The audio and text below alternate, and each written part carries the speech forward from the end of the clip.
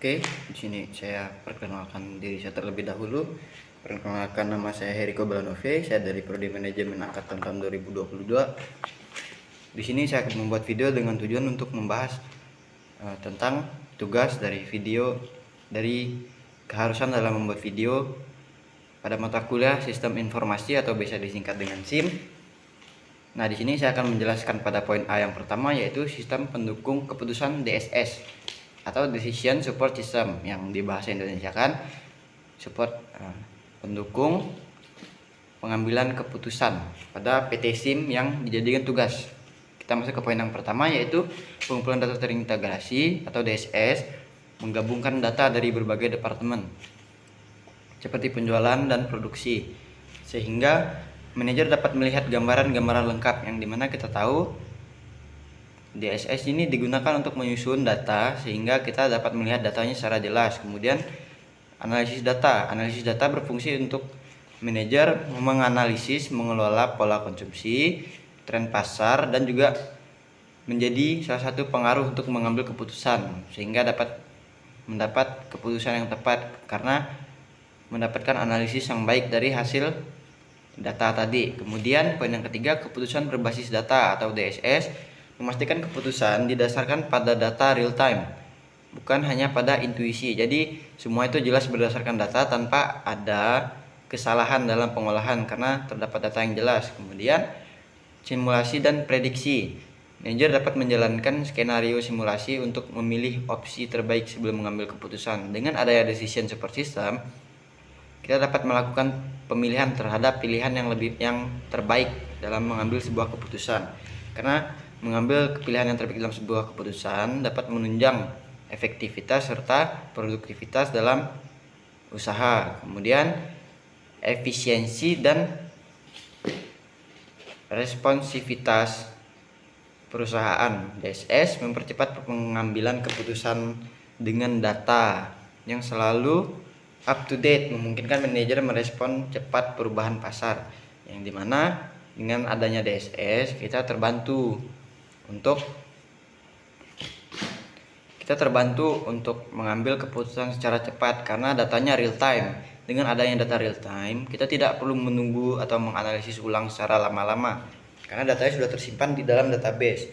Kemudian strategi yang nomor 2, strategi bisnis berbasis sistem informasi pada PT SIM. Nah, di sini terbagi dalam beberapa bagian. Yang pertama yaitu cloud computing. Nah, di mana PT SIM menggunakan cloud untuk menyimpan pengelolaan data yang fleksibel dan efisien, mengurangi biaya operasional. Nah, dengan kita menyimpan data kita di dalam cloud, otomatis kita sudah mengurangi pengeluaran biaya kita untuk menyimpan data dengan kondisi hard cache atau data keras seperti kaset, disk, dan semacamnya. Jika kita menyimpan data itu di awan, maka kita hanya perlu menggunakan data seluler untuk mengakses data tersebut. Kemudian supply chain management atau SCM, rantai supply management jika dibahasakan Indonesia.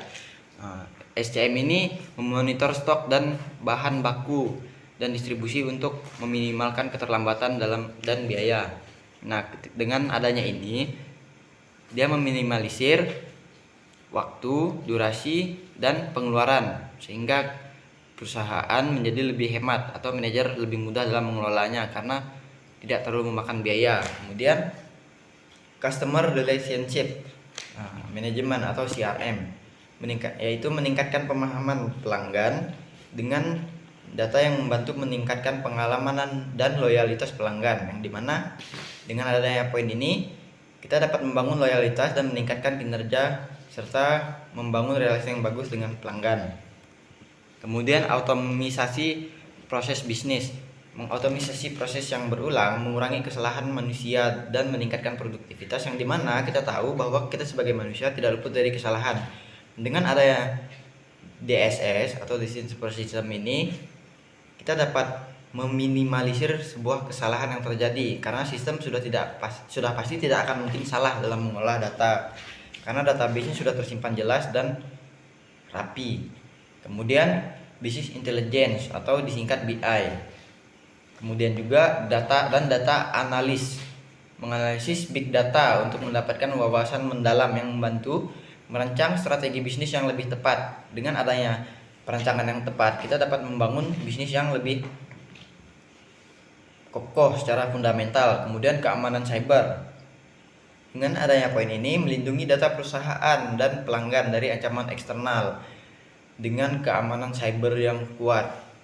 Karena di era sekarang tingkat kejahatan cyber sudah semakin meningkat. Jadi dengan adanya keamanan yang kuat dapat meminimalisir potensi untuk diretas.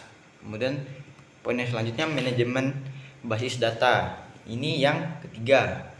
Dengan contoh sederhananya itu entitas utama dan relasi. Kemudian pelanggan yang merupakan customer yang menyimpan informasi pelanggan. Kemudian pesanan. Pada poin pesanan ini berfungsi untuk mencatat pesanan pelanggan. Kemudian produk. Produk ini berperan sebagai menyimpan detail-detail terhadap produk yang disediakan. Kemudian detail pesanan. Detail pesanan ini mencakup apa saja yang sudah dipesan atau apa saja yang ada di dalam pesanan. Nah, kemudian yang selanjutnya relasi.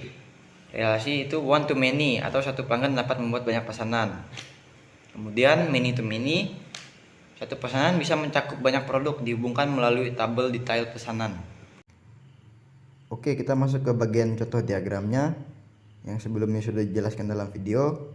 Yang pertama adalah ID customer atau kolom customer yang ini itu berisi tentang ID customer atau ID pelanggan, kemudian nama pelanggan, kemudian email dari si pelanggan dan juga alamat dari pelanggan jika dibutuhkan. Kemudian kita turun ke order atau pesanan. Order ini terdiri dari ID pesanan atau identitas pesanan, kemudian identitas pemesan atau orang yang memesan, kemudian data orang tersebut memesan, yaitu entah itu hari Senin, Selasa atau Rabu. Jadi data harinya itu jelas. Kemudian total harga dari pesanannya. Kemudian kita lanjut ke detail pesanan. Detail pesanan ini terdiri dari nomor pesanan. Kemudian ada nomor dari pesanan. Kemudian ada nomor yang lebih detail dari pesanan ini. Kemudian ada nomor dari produknya. Kemudian ada jumlah dari produknya. Kemudian juga ada total harganya. Kemudian masuk ke kolom yang produk. Kolom produk ini berisi tentang ID produk, kemudian nama produknya. Sekian lanjutan dari video saya yang sebelumnya. Saya ucapkan terima kasih.